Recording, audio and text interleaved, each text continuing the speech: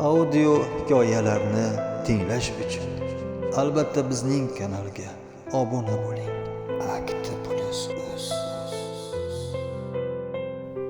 Qora terga botgan Zayniddin alahsirab uyg'onganida tong endigina oqara boshlagan edi. Kuni bilan ichi g'ash bo'lib yurdi. Shu paytgacha ko'rgan tushini darhol unutgan bo'lsa, bu tushi esa hech yodidan chiqmas. Ko'zini yumdi deguncha go'zal hurliqo devga aylanib, uni yutishga shaylanardi. Har kuni bir xil tush qaytarilishi natijasida Zayniddin uxlashga ham qo'rqib qoldi. Bir haftaning ichida ozib ko'zlari kirtaydi. Serjahl bo'lib, bo'lar bo'lmasga xodimlarga baqira boshladi. Shu kunlari ko'zi ojiz onasini ko'rmaganiga salkam bir yil bo'lganini esladi.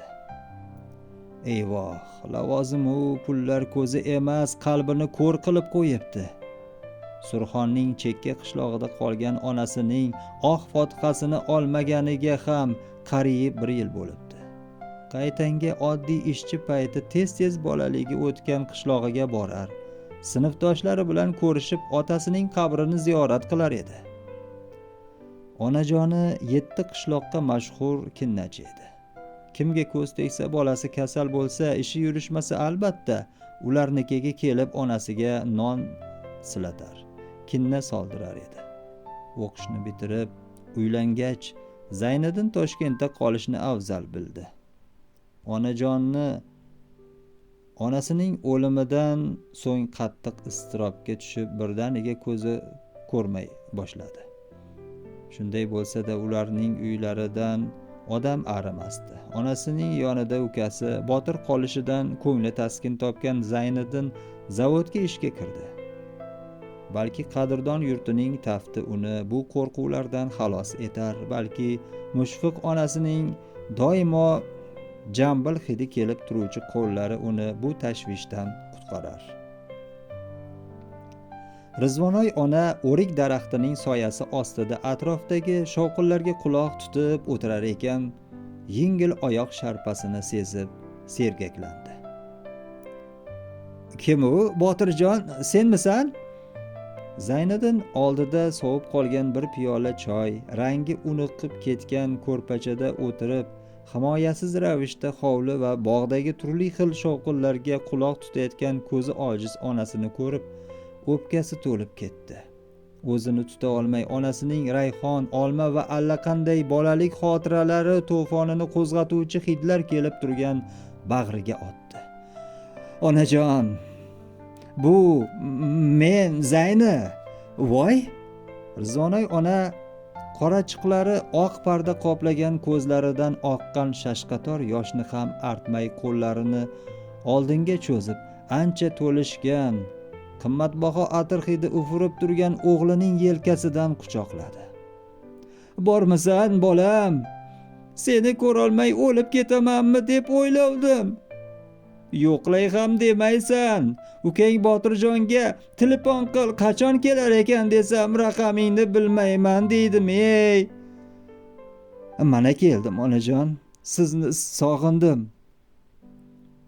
Zayniddinning kelishi oilada haqiqiy bayramga aylandi. Kechki tomon qo'ni qo'shnilar, o'rtoqlari chiqishdi. Gurung tun yarmigacha davom etdi. Atrofida uni bundan 10 yil ilgari qanday bo'lsa shunday qabul qilayotgan, samimiy suhbatlashayotgan odamlarni ko'rib, Zayniddinning ko'ngli tog'dek ko'tarildi. So'nggi paytlari yuragiga solayotgan qo'rquv ham yo'qoldi. So'riga solingan ko'rpachaga cho'zilar ekan, tushiga rahmatli otasi kirdi.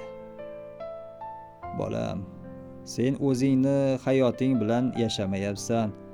Sovg'ani qaytar bolam, o'z hayoting bilan yasha", dedi-yu bog' chetiga ekilgan makkayilar ichiga kirib g'oyib bo'ldi. Zayniddin otasini sog'inganligini ilk marotaba yuragidan his etdi. Harchan chaqirmasin, otasi ortga qaramadi.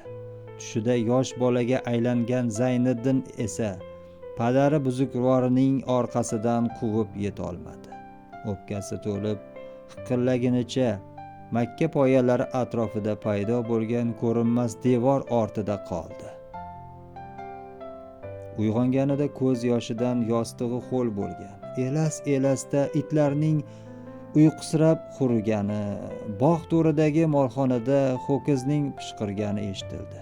Ko'kda son sanoqsiz yulduzlar charaqlar, bog' etagidagi makkazorlar esa qorayganicha yengil shabadada shivirlar edi. Zayniddin anchagacha bolaligini eslab uxlolmay yotdi. Keyin esa ko'zi ilinibdi.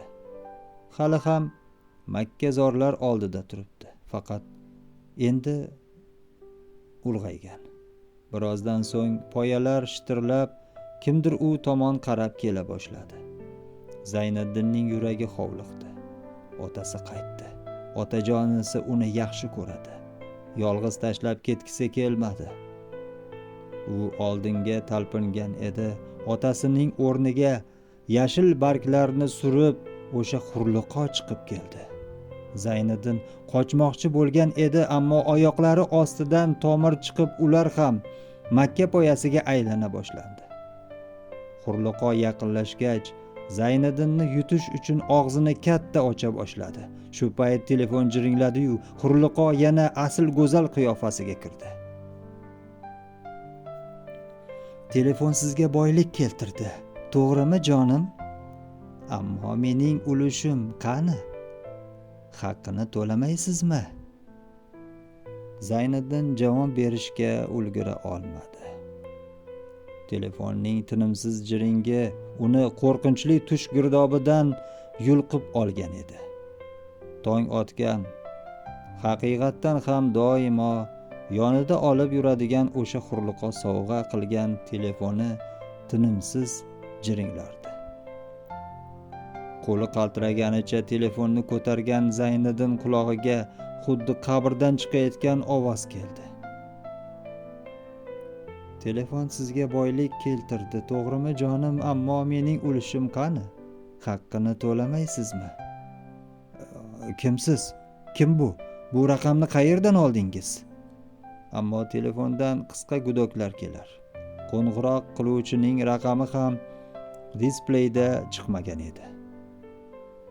Qo'liga xuddi qora chayon yopishgandek telefonni ko'rpacha ustiga otib yuborar ekan, shoshganicha onasi yotgan uyga otildi.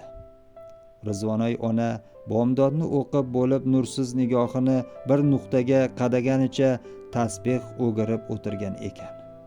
Harsillab kirgan Zayniddinni atiri dimog'iga gup etib urilishi bilan jilmaydi. Tinchlikmi bolam? Salgina dam olmabsan, hali erta-ku.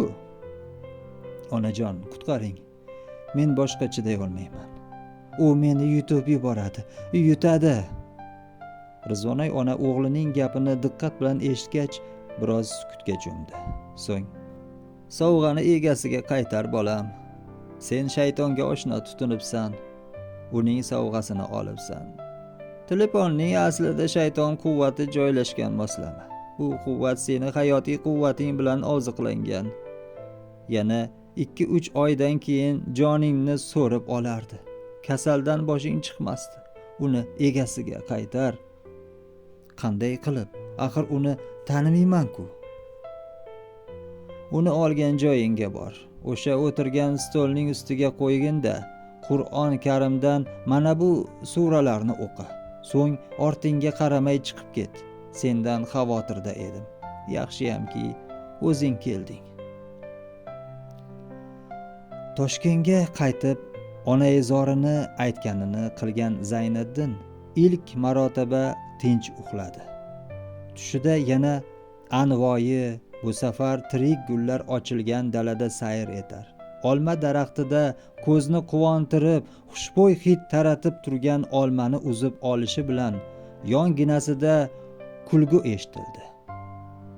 Ulardan sal narida uni ta'qib qilgan Hurliqo xo'ppa semiz, yosh bo'lishiga qaramay tepa sochi to'kila boshlagan yigitning qo'lidan ushlab, unga yoqut olmani uzatmoqda edi.